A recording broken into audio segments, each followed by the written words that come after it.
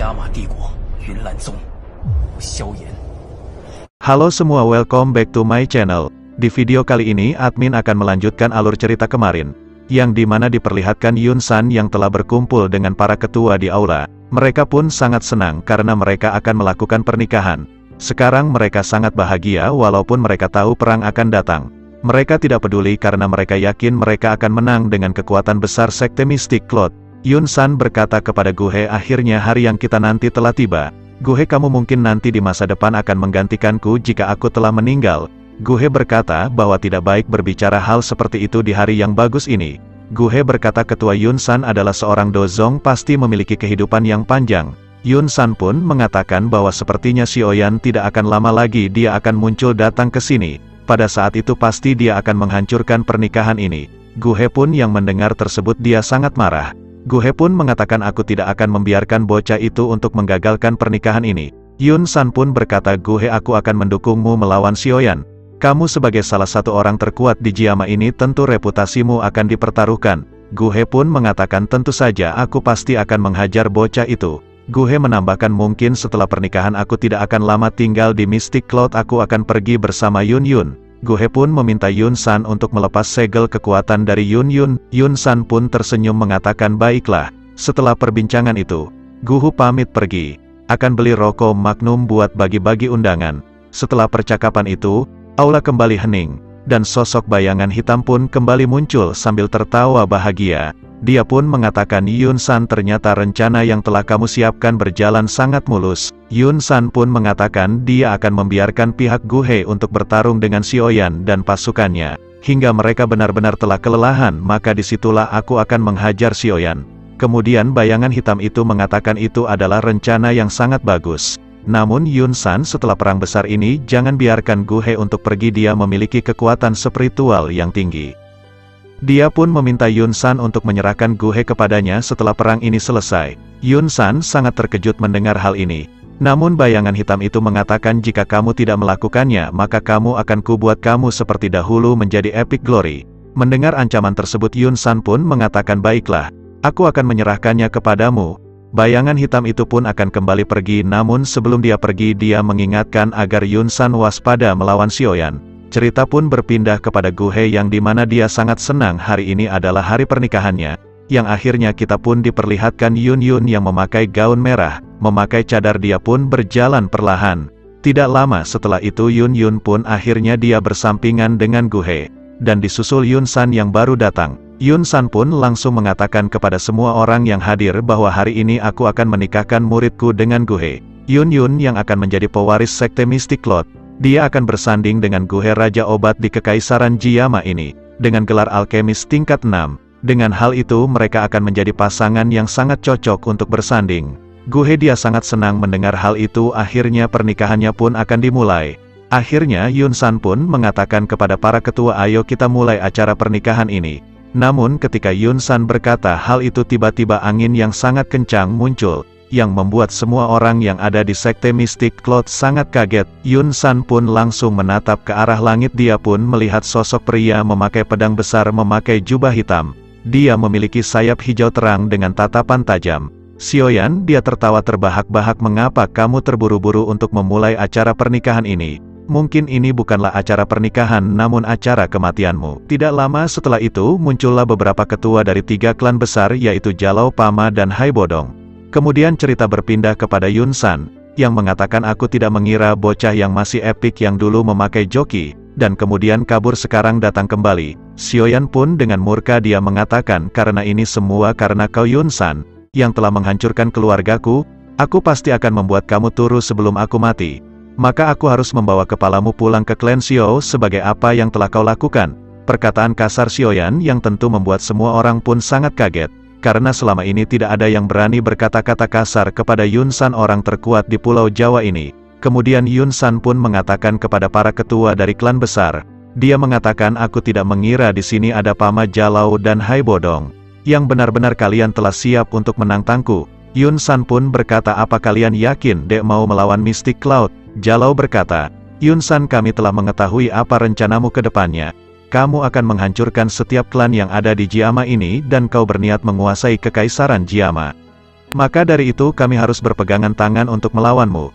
Yun San pun dia tertawa melihat kebodohan para ketua 3 klan besar ini. Kau tak akan mungkin menang dalam perang besar ini. Tidak lama setelah itu muncul beberapa ketua dari belakang Xiaoyan yang telah bersiap untuk bertempur. Cerita pun berpindah kepada Guhe yang marah melihat Xiaoyan. Guhe pun dia melihat Yun Yun, dia melihat tatapan Yun Yun kepada Xiaoyan yang penuh cinta. Tentu saja ini membuat Guhe pun semakin murka. Guhe berkata, Xiaoyan, ini adalah pernikahanku, bukankah tindakan ini adalah tindakan hal buruk? Kamu menyerang seseorang yang akan menikah. Xiaoyan menatap tajam Guhe, bukankah sikap Mystic Cloud yang menghancurkan klan Xiao dan klan Mid-Air, bukankah itu juga termasuk tindakan tercela? Apakah aku salah? Aku ingin membalaskan dendam apa yang telah dilakukan Yun San. Guhe berkata lagi, sepertinya memang kau datang ke sini untuk menggagalkan pernikahanku dengan Yun Yun. Xiaoyan, pernikahan macam apa ini? Sebelum ijab kabul diucapkan, maka Yun Yun bukanlah milik siapapun. Apakah kamu tidak malu menikahi dengan seseorang yang tidak mencintaimu? Bagaimana bisa seseorang menikah dengan pihak wanita yang tidak ingin menikah? Apakah ada makna dalam pernikahan ini? Guhe dia sangat marah, dia pun meminta Yun San untuk menyerahkan urusan Xiaoyan kepadanya. Guhe pun tidak terima pernikahan ini dihancurkan oleh Xiaoyan. Yun San pun dia hanya tersenyum karena ini semua hal yang diinginkan oleh Yun San. Guhe akan bertarung dengan Xiaoyan. Xiaoyan, kamu telah merusak acara pernikahanku, maka aku tidak akan bersikap lembut kepadamu. Jalau dia tidak mengira Guhe akan bertindak sejauh ini. Jalau berpikir ini akan menjadi hal merepotkan karena Jalau mengetahui bahwa Guhe memiliki orang-orang kuat di bawahnya. Xiaoyan menatap tajam Guhe dan sambil mengatakan, ini adalah permasalahanku dengan Yun San, namun jika ada yang mencoba menghalangiku, maka akan aku buat dia menjadi turu. Guhe yang mendengar hal itu dia pun langsung terbang ke atas langit menggunakan sayap dokinya, dan dia mengatakan kepada Xiaoyan, hei bocil, apakah kamu yakin ingin melawanku? Aku ingin melihat bagaimanakah generasi muda yang telah terbuang ini. Xiaoyan pun dia hanya tersenyum dan mengatakan, apa kamu bilang? Aku bocil, aku ini sudah mati. Glory no debat. Jika dalam 10 putaran aku tidak bisa mengalahkanmu, maka aku akan pergi dari sekte Mystic Cloud. Aku tidak akan menyerang lagi. Namun sebaliknya, jika kamu kalah dalam 10 putaran pertarungan ini, maka kamu tidak boleh ikut campur dengan urusan Mystic Cloud. Guhe yang ditantang Beiwan, dia pun menyetujuinya. Baiklah, aku menyetujui, jika aku kalah dalam 10 putaran aku tidak akan ikut campur dengan urusanmu. Semua orang yang mendengar hal tersebut sangat terkejut dengan perkataan Xiaoyan dan Guhe. Guhe dia sangat percaya diri karena dia adalah salah satu orang terkuat di Pulau Jawa ini. Mungkin yang mampu mengalahkannya hanyalah Yun San. Sekarang Guhe telah berada di tingkat Do Huang. Guhe mengatakan, baiklah, ayo kita mulai pertarungannya, aku ingin melihat bagaimanakah kekuatan bocah sombong ini. Jalau dan ketua lain mereka sangat kaget dengan keputusan Xiaoyan. Hal ini terlalu berlebihan, mengalahkan Guhe yang berada di tingkat Do Huang dengan 10 putaran itu sangat sulit. Terlebih mereka telah mempersiapkan strategi untuk menyerang secara bersama-sama Mystic Cloud. Sekarang ada 100.000 pasukan yang bersembunyi di bawah gunung. Jika Xiaoyan kalah melawan Guhe, tentu saja ini akan menjadi akhir bagi mereka. Jalau mengatakan kepada Xiaoyan, apakah ini tidak berlebihan? Xiaoyan pun mengatakan, tenang saja, aku sudah mati. Glory 50.000, aku pasti akan mengalahkan Guhe. Xiaoyan pun langsung mengeluarkan sayap doki hijaunya yang membuat semua orang tercengang. Xiaoyan pun menambahkan bahwa aku telah mempersiapkan dendam ini selama 3 tahun ini. Jadi para ketua tenanglah, dan percaya. Mendengar hal itu Jalau dia sedikit tenang karena dia mengetahui bahwa Xiaoyan selalu memiliki hal tersembunyi. Pama pun berkata kepada Xiaoyan, berhati-hatilah karena Guhe dia sudah ada di tingkat Do Huang, dia juga memiliki nyala api walaupun itu bukan api surgawi. Xiaoyan menjawab, baiklah. Akhirnya Xiaoyan pun terbang ke atas langit, dan berkata, pertarungan 10 putaran akan dimulai. Pasti aku akan membuat kamu turu. Xiaoyan pun dia langsung mengeluarkan sebuah pedang besarnya.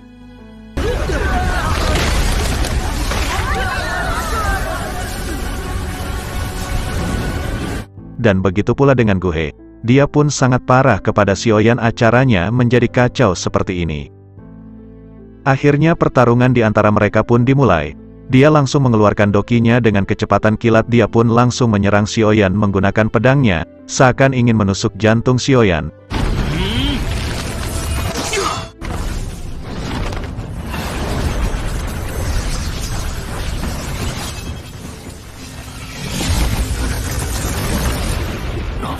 Namun untung saja Xiaoyan pun mampu menahan serangan Guhe ini. Bahkan Xiaoyan menyerang balik Guhe yang membuat Guhe pun sedikit terpental.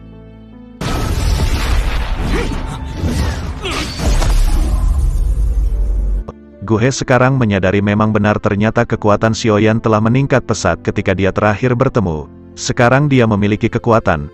Guhe kembali mengeluarkan dokinya dan menggunakan teknik 1000 pedang. Akhirnya ribuan pedang pun muncul, dan di saat bersamaan ribuan pedang itu langsung melesat ke arah Xiaoyan. Di sisi lain Xiaoyan pun langsung mengayunkan pedangnya dengan hantaman pedang Xiaoyan. Ribuan pedang yang dikeluarkan oleh Guhe ternyata dengan mudah dihancurkan.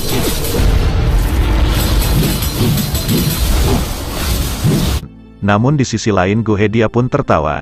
Dan dia pun merasa senang karena tanpa disadari pertarungan mereka telah terjadi 8 kali putaran. Mereka saling baku hantam, tentu saja tinggal 2 putaran lagi tersisa. Maka Xiaoyan harus mengakui kekalahannya pergi dari sekte Mystic Cloud ini. Semua orang yang melihat ini sangat terkejut, mereka tidak menyadari ternyata pertarungan telah terjadi 8 kali putaran. Sekarang para ahli bawahan dari Guhe mereka pun tertawa ngeledek Xiaoyan. Karena mereka melihat pertarungan yang telah terjadi. Tentu saja mereka yakin Xiaoyan tidak akan mampu menang, hanya tersisa 2 putaran lagi. Di sisi lain para ketua Jalau dan yang lain pun mereka pun sangat tegang. Karena hanya tertinggal sisa 2 putaran lagi. Jika hasil pertarungan ini Xiaoyan kalah tentu mau tidak mau mereka harus mundur. Cerita pun berpindah kepada Yun San yang ternyata Yun San baru menyadari Xiaoyan belum berada di tingkat Do Huang. Namun dia masih di tingkat Do Wang. Namun dia tidak menyangka. Xiaoyan dia mampu melawan Guhe yang berada di tingkat Do Huang. Yun San pun berpikir Xiaoyan sebelumnya telah mengalahkan pasukannya, sepertinya dia meminjam kekuatan orang itu lagi. Mungkin aku terlalu berpikir tinggi tentang kekuatan dia.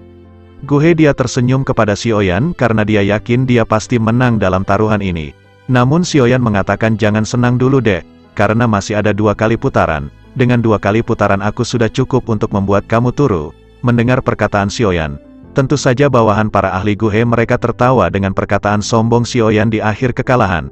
Namun tawa mereka terhenti ketika Xiaoyan memejamkan mata dan aura kuat keluar dari tubuh Xiaoyan.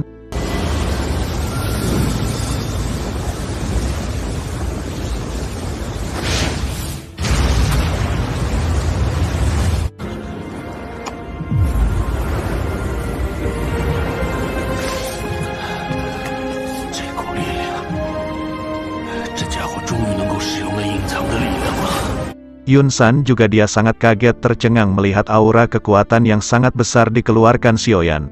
Bahkan tanpa bantuan orang tua itu. Dan begitu juga para ahli mereka pun terhenti tertawa ketika melihat kekuatan dahsyat yang keluar. Dan tentu saja yang sangat ketakutan yaitu Guhe yang tiba-tiba melihat kekuatan Xiaoyan melonjak.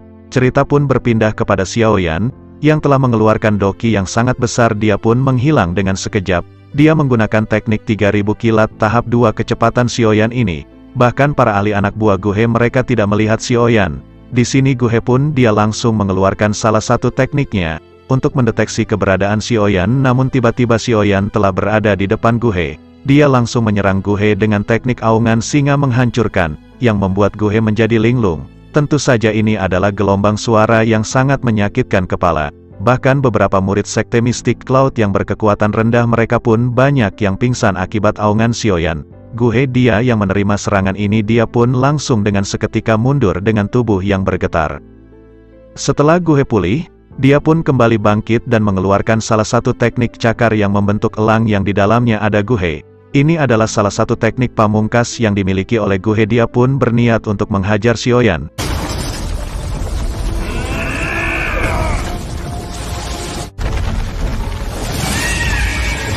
Di sisi lain Xiaoyan pun mengeluarkan api surgawi tipis yang berada di tangannya, dan setelah itu dia pun berniat menahan serangan Guhe dengan tinjunya yang dilapisi oleh api. Para ahli dari sekte Mystic Cloud mereka berpikir tentu saja melihat pertahanan Xiaoyan hanya dengan sebuah api tipis, tentu saja mereka berpikir inilah kekalahan Xiaoyan, yang akhirnya bentrokan 2 kekuatan dahsyat pun tidak terhindarkan.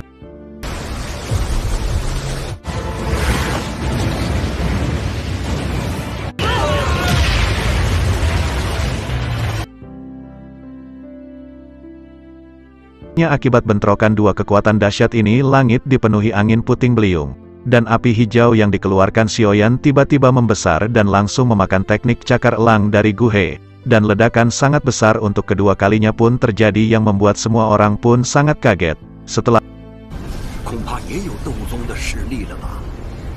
Setelah lama bentrokan tersebut langit pun kembali cerah dan muncul seorang yang terjatuh dari atas langit dengan memuntahkan darah. yang tidak lain itu adalah Guhe yang telah dibantai oleh Xiaoyan. Yun San yang melihat Guhe dikalahkan dia pun sangat kaget, dan dia pun langsung menyuruh beberapa ketua untuk membawa Guhe. Akibat kekalahan ini tentu saja Guhe pun sangat malu di hadapan semua orang. Namun Guhe menyadari ketika bentrokan dua kekuatan dahsyat tersebut, Xiaoyan masih menahan kekuatannya. Jika Xiaoyan tidak menahannya mungkin dia akan mati. Di sisi lain semua orang yang melihat kejadian ini tentu saja mereka masih tidak percaya. Salah satu orang kuat di Jawa ini, berhasil dikalahkan oleh bocah yang berusia 20 tahun yang berada di tingkat doang. Ini sangat mengagetkan karena Guhe di tingkat dohuang murni berhasil dikalahkan dengan 10 kali putaran. Para ketua yang melihat Xiaoyan menang mereka pun sangat lega. Karena mereka yakin akan menghancurkan sekte Mystic Cloud, Hai Bodong pun menatap Xiaoyan dan mengatakan, dengan serangan yang dikeluarkan barusan Xiaoyan, mungkin dirinya dan Jalau tidak akan mampu menahan kekuatan Xiaoyan. Namun Hai Bodong pun menyadari bahwa sekarang Xiaoyan telah kelelahan akibat pertarungan tersebut. Namun untung saja Xiaoyan memiliki banyak pil dan memiliki api surgawi yang memulihkan tubuhnya dengan cepat. Dengan begitu para ketua pun tidak khawatir dengan keadaan Xiaoyan yang sekarang. Hai Bodong pun langsung mengatakan kepada para ahli dan para ketua agar jangan biarkan para pasukan sekte Mystic Cloud menggabungkan kekuatannya dan membantu Yun San. Kita harus menyerang secara bersama-sama hingga para ketua tidak punya waktu untuk menggabungkan kekuatan mereka. Dengan seperti itu hanya tersisa Yun San yang akan berhadapan dengan Xiaoyan. Jalau dan para ketua yang lain mengatakan baiklah. Dan setelah perang besar dimulai aku akan memerintahkan pasukan yang bersembunyi untuk keluar dan menyerang serentak. Guhe yang sebelumnya terpental dia pun telah pulih dan dia pun langsung menatap Xiaoyan dengan rasa malu. Dia pun mengatakan aku telah kalah maka sesuai janjiku aku tidak akan ikut campur urusanmu lagi. Semua orang pun terkejut mendengar Guhe secara langsung mengakui kekalahannya dari Xiaoyan. Tentu saja ini adalah tindakan jiwa seorang laki-laki ditambah lagi mungkin Guhe merasa dirinya dikasihani oleh Xiaoyan karena jika tidak menahan serangannya, Xiaoyan yang bisa saja membuat dirinya mati. Guhe pun langsung mengatakan kepada Yun Yun ternyata memang benar aku tidak pantas denganmu. Setelah itu Yun Yun pun menanyakan keadaan Guhe apakah Guhe baik-baik saja. Guhe menjawab aku baik-baik saja, hanya sedikit luka, mungkin nanti bisa rawat jalan di puskesmas. Setelah itu Guhe langsung menghampiri Yun San dan mengatakan minta maaf atas kekalahannya. Dan setelah itu Guhe pun pergi dari sekte Mystic Cloud dan begitu pula anak buahnya. Mereka juga pergi akhirnya Guhe pun tidak ikut campur lagi dengan urusan sekte Mystic Cloud. Sekarang Yun San pun menatap Xiaoyan dengan marah karena rencananya telah gagal.